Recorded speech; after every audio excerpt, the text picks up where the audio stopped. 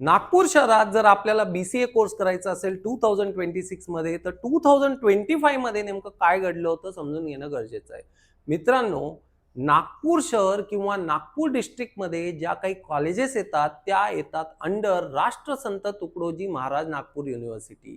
आणि या युनिव्हर्सिटीचा जो एलिजिबिलिटी क्रायटेरिया आहे तो आहे मित्रांनो, की जर आपल्याला BCA करायचं असेल ॲफिलिएटेड कॉलेजेसमध्ये, तर 12वीला मॅथ्स असणं गरजेचं आहे.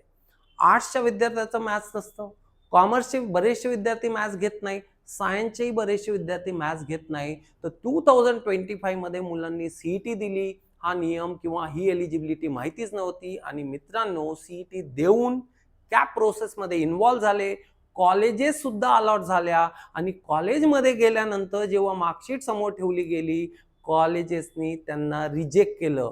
मित्रांनो, जर हे घडू द्यायचं नसेल तर आपण लक्षात घ्या की जर आपला 12वीला मॅथ्स नसेल तर आत्तापासून मॅथ्सचं प्लॅनिंग करा. एखाद्या वेळी पुढच्या वेळी ही एलिजिबिलिटी जी आहे ती निघून जाऊ शकते, पण भाई अभी से तयारी करके रखो, बाद में गडबड नहीं होणार. या रिलेटेड अजूनही शंका असतील मित्रांनो, खाली दिलेल्या नंबरवर संपर्क करा. Thank you very much.